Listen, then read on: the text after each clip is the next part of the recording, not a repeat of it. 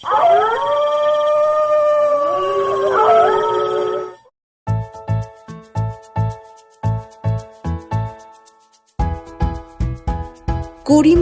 গরিব চাষি ভুবনের একটা পোষা মুরগি ছিল। সেই মুরগির ডিম হাটে বেচে ভুবনের সংসার চলত। সে মুরগিটাকে তার ঘরের সামনে বেড়ার মধ্যে রাখত। কিছু দূরেই ছিল এক বিশাল জঙ্গল, আর সেই জঙ্গলে একটা পাজি শেয়াল থাকত। সে অনেক চেষ্টা করেও বেড়ার ভিতরে ঢুকতে পারত না। তাই সে বিশেষ মতলবে ভুবনের মুরগির সাথে বেশ বন্ধুত্ব পাতিয়ে ফেলেছিল।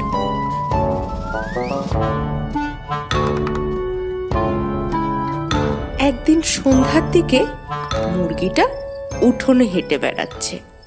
এমন সময় শেয়াল এসে বলল, কি হ্যাঁ মুরগি বন্ধু, কি করছো?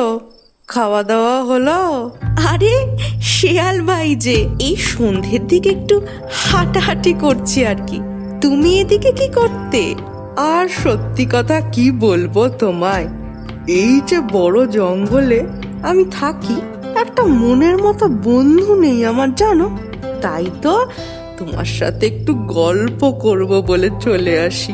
আর আর এই যে তোমার মধুর গলার স্বর, আমি তো সকাল সকাল তোমার ডাকে ঘুম থেকে উঠি। তুমি একটু বেশি প্রশংসা করো শেয়াল ভাই। কই, আর তো কেউ এরম বলে না। সেই তো ব্যাপার গো, সবার প্রশংসা করার মতো মন থাকে না। এই যে আমি ভাবি, তো তুমি যদি আমাদের সঙ্গে জঙ্গলে থাকতে কত ভালো হতো। তোমার মিষ্টি মধুর ডাকে সকালের ঘুম ভাঙতো। কি যে তুমি এই বন্দি হয়ে থাকো না, দূর। কি যে বলো, মালিক আমার বড্ড ভালো মানুষ। আমি ডিম দিই রোজ, আর মালিক আমায় পেট ভরে খেতে দেন। আমি বন্দি কই, আমি তো ভালোই আছি। সে কি, তুমি তোমার ছানাদের বিক্রি করো? সেটা তুমি আবার গর্ব করে বলছো? ছি ছি বন্ধু, ছি। কিন্তু শিয়াল ভাই, এটাই তো নিয়ম। আমায় মালিক পোষেন, তাই আমাকে তাকে ডিম দিই। এতে খারাপ কি আছে? কি বলছো তুমি বন্ধু?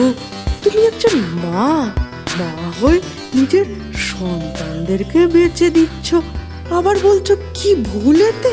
কই, আমাদের জঙ্গলে তো এরম হয় না কখনো। আমরা নিজেদের মতো স্বাধীন হয়ে বাঁচি। তুমিও চলো, মহা আনন্দে থাকবে আমাদের সাথে। শিয়াল ভাই, তোমার কথা ঠিক, আমি জানি, কিন্তু সন্তানদের বেঁচে আমি অন্যায় করছি। কিন্তু তোমার সাথে জঙ্গলে গেলে যে আমার বিপদ হবে। সবাই কি ওখানে তোমার মতো ভালো বলো? যদি আমায় মেরে ফেলে? দুঃখ দিলে বন্ধু, তোমার এই শিয়াল বন্ধু থাকতে অন্য কেউ তোমায় খাবে?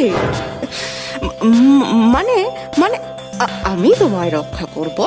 তুমি তুমি বেরিয়ে এসো, এই বেড়ার ফাঁক দিয়ে বেরিয়ে এসো। চলো আমার সাথে জঙ্গলে, তারপর দেখবে জীবন কাকে বলে। এই শুনে মুরগি বেড়ার ফাঁক দিয়ে বেরিয়ে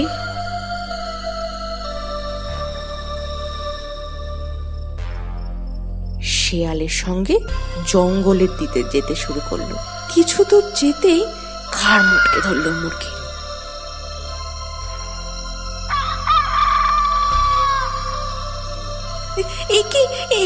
একি শিয়াল ভাই, তুমি কি করছো?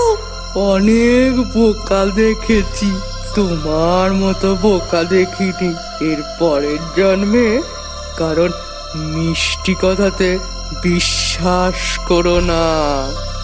বলে শেয়াল মুরগিটাকে সাবার করে ফেললো, আর মুরগিও নিজের বোকামির শাস্তি